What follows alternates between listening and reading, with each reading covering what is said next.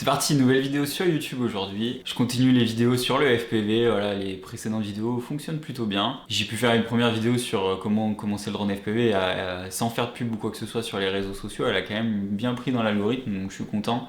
L'idée c'est de continuer à partager un petit peu mon savoir sur la partie FPV. Et avec le temps sur la chaîne, j'espère proposer d'autres contenus autour du voyage comme je fais un petit peu déjà.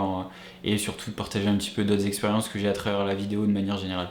Donc avant tout, si vous n'êtes pas abonné, n'hésitez pas à le faire, voilà, ça soutient toujours un petit peu le projet et l'idée c'est de faire grossir la chaîne le plus possible, tout comme je fais grossir mon projet pro à côté depuis maintenant 2 ans.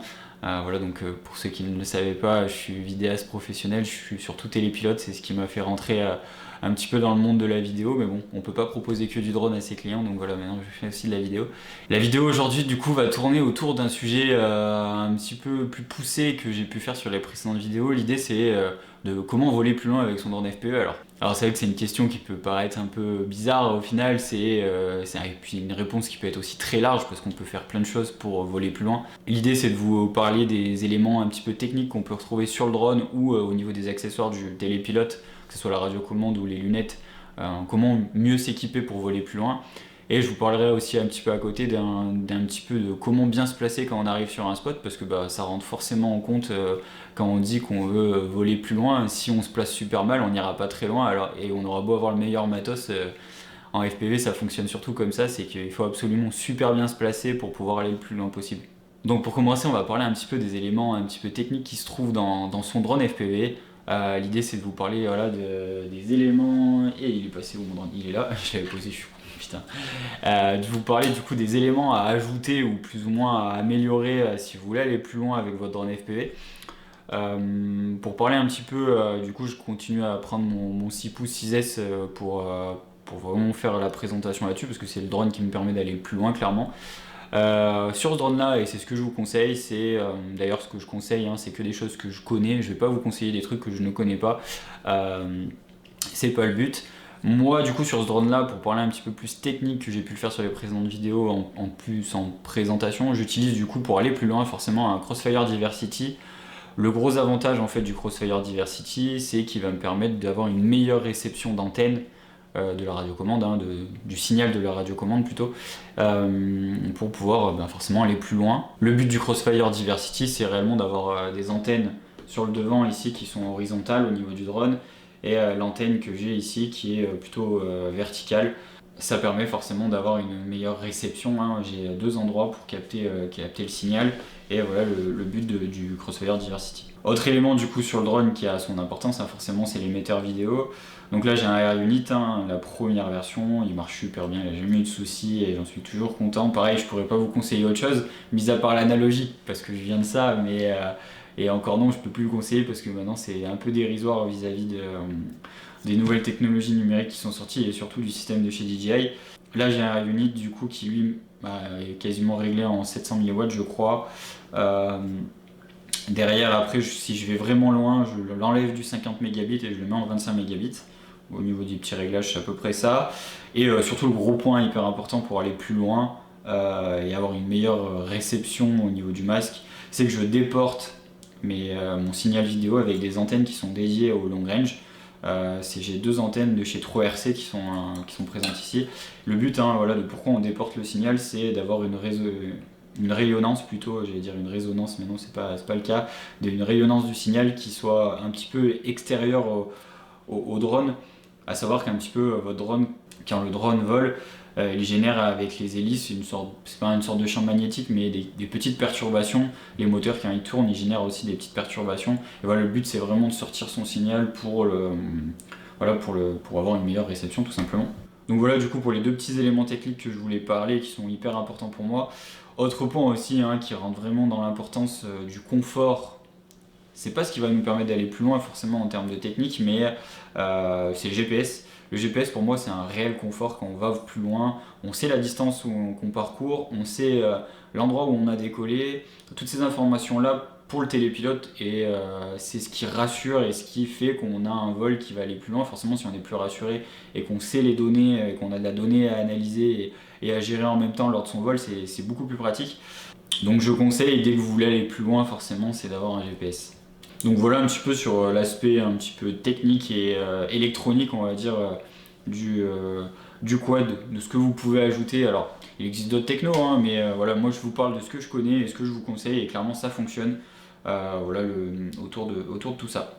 Pour continuer un petit peu sur les éléments que vous pouvez ajouter sur votre drone, forcément j'ai déjà parlé dans une précédente vidéo des batteries. Il y a un type de batterie que je n'ai pas encore parlé en vidéo, c'est la Li-ion.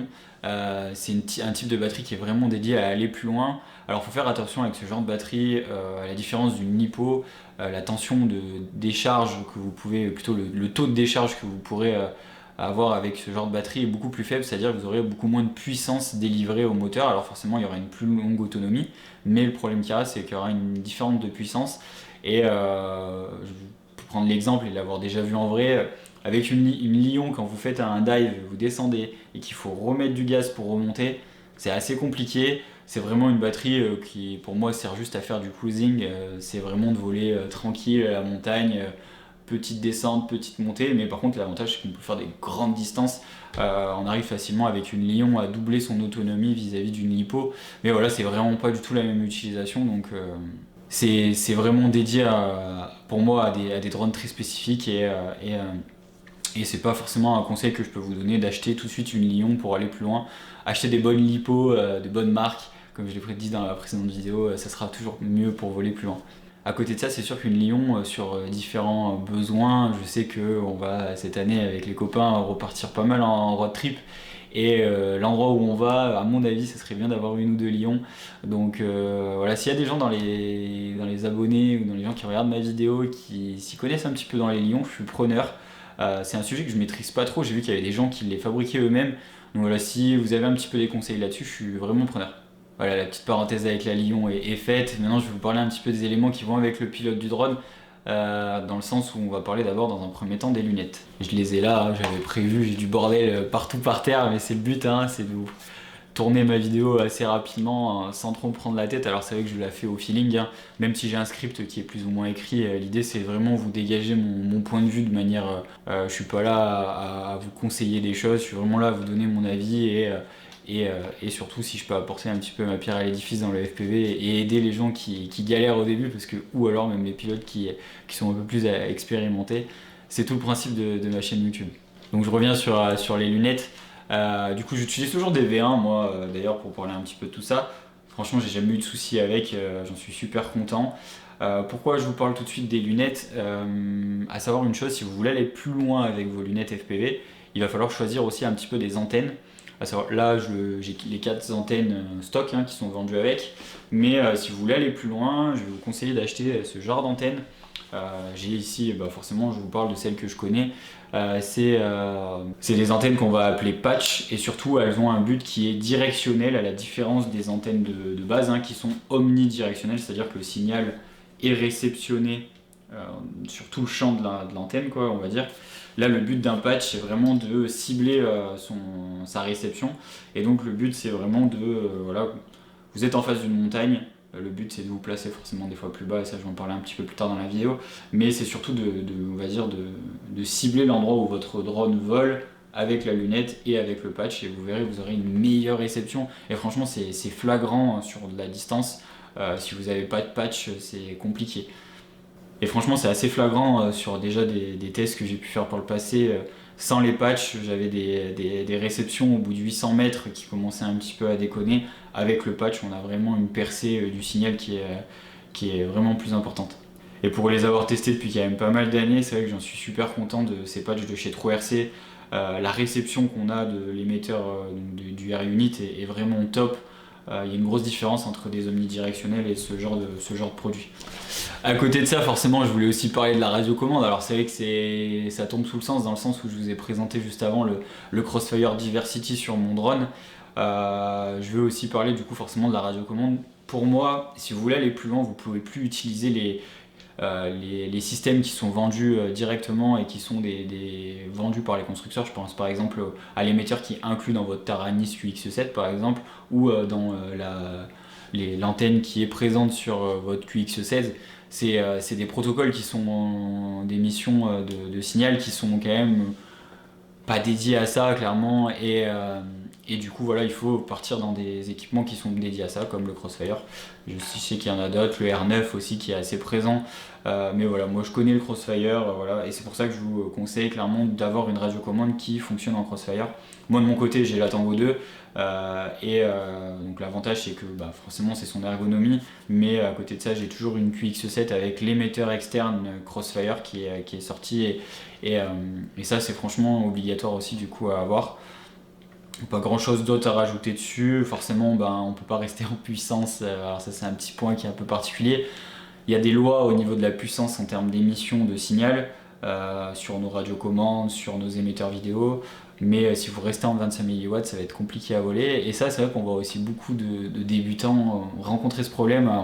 Mon drone capte mal, je comprends pas, en fait c'est qu'il reste forcément au niveau de la législation, au niveau de l'émission, et ce qu'il devrait faire, hein, moi de mon côté je devrais forcément le faire, mais c'est pas possible clairement. Donc je crois que ma radio est réglée en 250 000 watts, et par contre j'ai un truc qui est désactivé qui est hyper important, c'est le système dynamique qui permet en fait de plus ou moins baisser ou réamplifier le signal quand il y en a besoin. Ça, toutes les radiocommandes, il faut le désactiver, j'ai déjà eu des soucis par le passé. Voilà, côté radiocommande et puis même autour de l'équipement du télépilote, je vois pas grand chose que je peux rajouter de plus, que ce soit la radio ou le masque en termes de réception pour avoir finalement voler plus loin. Mais j'ai quand même un sujet qui est hyper important et que je vois maintenant de plus en plus, et franchement c'est une obligation, et même ça se fait même naturellement, même depuis quelques temps maintenant pour moi, c'est j'arrive sur un spot, le premier point qui est hyper important c'est de se placer correctement, et c'est ça qui va vous permettre de clairement voler plus loin. Je prends un petit exemple, j'arrive à la montagne, on a une falaise de 300-400 mètres à descendre, et en plus une hauteur en dessus de la falaise qui est présente. L'idée ça va être de prendre un peu de recul déjà forcément, parce que si vous mettez en bas de la falaise, forcément vous allez très bien capter sur toute la falaise, mais par contre le petit morceau de montagne qui est en dessus, vous capterez pas vu que ça sera couvert par la falaise. Donc le but c'est de se reculer. Ça pour moi c'est un peu le premier point, c'est de prendre du recul par rapport à son vol, même si finalement votre drone va devoir parcourir plus de distance pour aller sur la falaise, vous aurez forcément une meilleure réception du signal sur tout votre vol.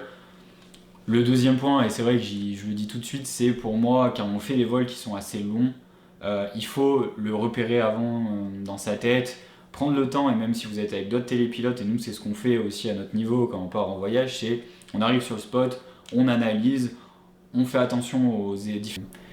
Et dernier petit point que je voudrais aussi évoquer, c'est pareil, je garde l'exemple de la falaise. Pour moi, on se met pas en haut d'une falaise pour la descendre, on se met en bas de la falaise. Ça tombe sous le sens pour beaucoup de pilotes, mais j'en vois encore beaucoup qui se placent à des endroits très hauts pour au final de redescendre, et au final votre signal il est pas fait pour aller vers le bas, hein. Déjà quand vous vous tenez avec la tête, vous êtes bien souvent vers le haut, donc votre signal qui est plus bas, ça peut déjà moins fonctionner. Donc voilà, pensez à bien vous placer. Pour moi de manière générale c'est un exercice qui prend des fois un peu de temps, mais c'est clairement pour moi à côté de la partie matérielle la chose la plus importante. Je dirais même que on aura beau des fois avoir un matériel qui est peut-être moins performant, si vous vous placez correctement, on pourra donner l'illusion que vous avez fait une ligne de 3 ou 4 minutes, parce qu'en fait vous étiez super bien placé, vous étiez plus ou moins au milieu de ce que vous alliez à filmer. Donc c'est vrai, le placement du pilote, c'est toujours un exercice qui n'est pas forcément facile au début, mais avec le temps, vous verrez, et puis même avec de l'expérience, que tout ça, ça s'arrange, et que c'est bien plus facile à piloter quand on a l'habitude, qu'on connaît son matériel, et en plus de ça, on a appris à connaître les spots. Voilà, le repérage, c'est clairement, avant de voler, c'est clairement important. Donc voilà, je vais pas trop m'attarder plus longtemps sur la vidéo, j'espère avoir fait un petit peu le tour, voilà, hein, comme je continue à dire sur ma chaîne YouTube, c'est pas de rentrer dans des détails très techniques, je suis pas un spécialiste des technologies qui sont présentes sur mes drones, etc. Moi je vous donne surtout des retours d'expérience. Donc voilà, j'espère que la vidéo vous aura plu, n'hésitez pas à vous abonner comme j'ai dit dans le début de la vidéo, n'hésitez pas à lâcher votre commentaire aussi, ça aide toujours au référencement.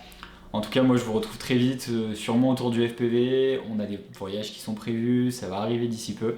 Donc voilà, pas mal de contenu qui arrive, n'hésitez pas à me suivre sur mes différents réseaux sociaux, et puis on se dit à bientôt pour une prochaine vidéo.